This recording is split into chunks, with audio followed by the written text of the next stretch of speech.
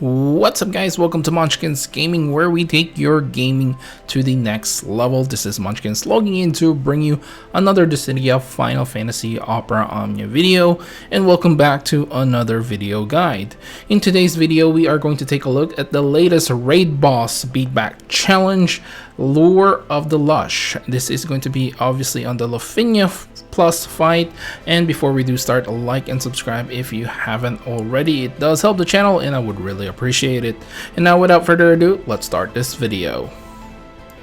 Alright guys, so as always, we'll start this video off in how you're gonna deal with the Lufenia orb, which appears when the boss's HP reaches less than 80%, and it will not disappear from thereforth. You get 4 Lufenia orb counters when the target is afflicted with break. Now, you can naturally do this, obviously, with any other character. However, I would highly suggest bringing re-break characters like Cloud of Darkness, Aranea, Strago, Vayne, Lightning, and Titus to a lesser extent, as well as Gabranth to a lesser extent. There are obviously a lot of choices here, and you're not really tied to any of these characters since you can naturally do it. However, having just one of these characters just makes it so that your run is pretty safe. Alright guys, now let's move on how this fight works. So the biggest mechanic here is the boss does get an instant turn if it doesn't get a turn for 12 turns. So I hope that makes sense. Basically, if you don't let the boss have a turn for a total of 12 turns, they will basically teleport in front of the turn order and will have their turn. Now, the biggest attacks that you are going to be taking is their all attack. So the all attack basically will remove its debuffs. This time around, it's only the non-framed ones. However, it's still pretty good, and it will get a brave gain and will do an AoE brave plus AoE HP attack, dealing a ton of damage. You will also notice that it will start concentrating, and you will see like a pollen-like aura, and basically if you let them have a turn, they will use the plus variant of their Toxify and removing your buffs as well. The boss likes to use attacks that can delay you, and of course, since this is a Lufenia plus fight, they have a ton of auras that increase their defense, brave damage reduction, and of course brave gain reductions as well. Alright guys, now let's move on how you're gonna deal with this fight. Now, biggest thing here is of course re-breaks. Re-breaks will make it so that the Lufenia orb counters go up, but you need to mix in a variety of things like delay and turn manipulation, depending on which characters you bring, of course, because unfortunately, with how the fight works, you still need to take a few turns, especially if the boss has the pollen-like aura when it's concentrating.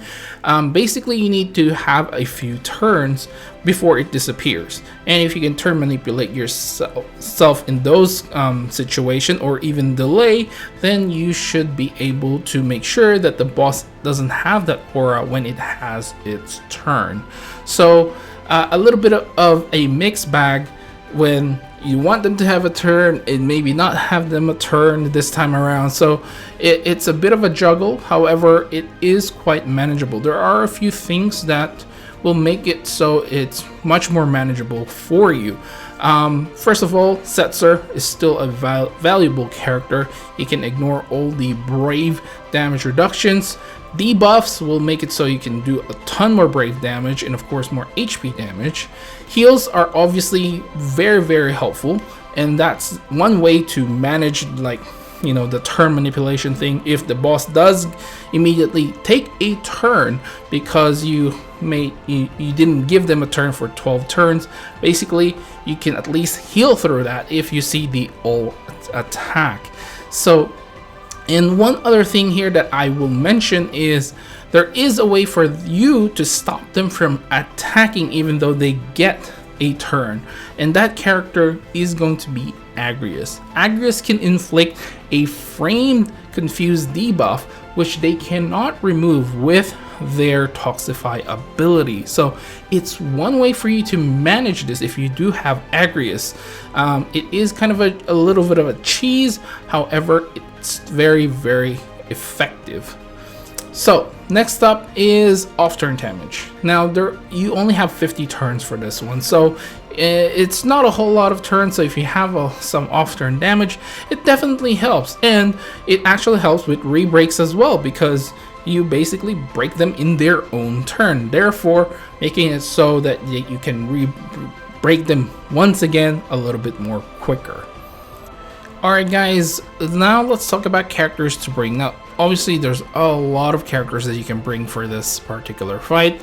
Again, there's not much of a restriction here. It's more of just to be safe, just bring re-break characters. Again, my list doesn't reflect all the other characters that you can bring here, so if you want to bring someone else that's not on this list, it is quite possible to do so. It's just a matter of making sure you can deal with the Lufenia orb and deal with the mechanics.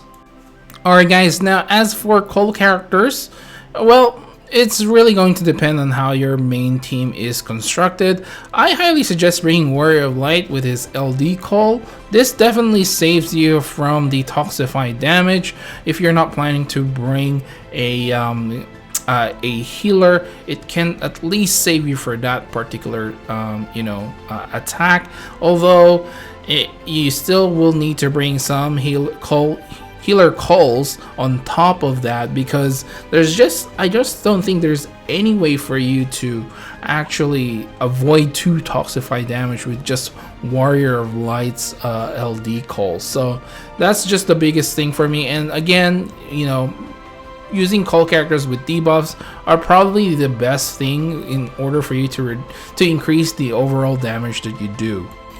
Alright guys, now let's talk about some party compositions, and of course I'll give you guys the first team that I went with, which is Cloud of Darkness, Satsur, and Iroha. Now I haven't featured Iroha in a lot of my videos, so this is a great opportunity to do so.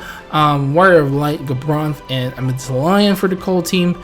I went with another COD for my support, and for the summon I went with Odin, reducing the overall defense of the bosses and obviously do more damage that way.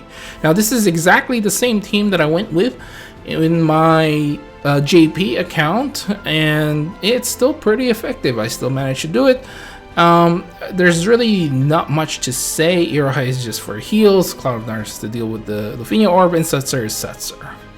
Now, as for the next team, is going to feature Agrias, Ace, and Bartz. Now, like I said, Agrias is a great character to prevent the boss from actually getting a turn after those 12 turns, right? They teleport in front. Agrias's debuff will stop them. You just have to make sure to reapply it as fast as you can. Now, Ace is actually a pretty good character here with the off-turn damage, and of course that debuffs. Basically will break the boss if they recover during their after their turn, excuse me, and all that jazz, all the debuffs added to that. Jack, Kurosame, Gabranth for the call team, Bartz again for the support, and Ramuh for the summon. Again, another good summon to bring in order to prevent them from having a turn. Now the last team I have for you guys is going to be Warrior of Light, Ace, and Bartz. So why bring Warrior of Light call ability when you can bring him in the main team and just prevent the damage overall? Jack, Kurosame, and Strego for the call team. Again, I just went with Strego here, so you have some sort of failsafe, and Cloud of Darkness for the support, another failsafe, and Ramuh for the summon. Alright guys, so we're finally towards the end of this video, and of course I'll give you guys my final thoughts regarding the fight. Now the fight itself is not very restrictive. I think it's a little bit more, you're free to mix and match different characters that you want to bring. Again, there's some sort of restriction because it is a Lufenia fight, or should I say Lufenia plus fight, but overall there's a lot of characters that you can actually bring in this fight. It's just a matter of really is the party composition, and you'll probably hear this a lot on my videos, but it is the most important thing. Party composition is the biggest thing when it comes to this game, and unfortunately you can't always bring one character that can plow through everything. Maybe Setzer is the best support in the game. Can make sure you can plow through everything, but at the same time you still need to deal with a lot of different mechanics. So overall, I didn't feel the fight itself was hard at all, and the freedom to mix and match more characters actually helps you to be able to clear this fight. I'll be keeping an eye out for different teams, obviously in the comment section below. If you have any suggestions, please leave them down in the comments below. And yeah, I'll say the fight itself is okay, probably in the lower end, low to mid difficulty, I would say. And yeah, that is basically my thoughts for this fight. Please do remember to click like and subscribe if you haven't already. It does help the channel, guys, and I would appreciate it if you can share this video as well to other DFFO players who are struggling to beat their first Lufenia fight, and hopefully this video helps them. And one other thing is, we are pretty close to 3,000 subs, and I am hoping that we can get there by the end of the year. So if you haven't already, I would really appreciate it if you help me get to that point. And once again, leave down in the comments below with your team if you have any strategies that I didn't mention, or if you think I missed something, please leave them all down in the comments below. The idea here is to help the community. That is the biggest thing. That's my biggest, I suppose, motto. It's helping the community. And make sure to follow me on Twitter and on Facebook at Munchkins Gaming. This is Munchkins logging off. Thank you very much for watching, and I will see you guys in the next level.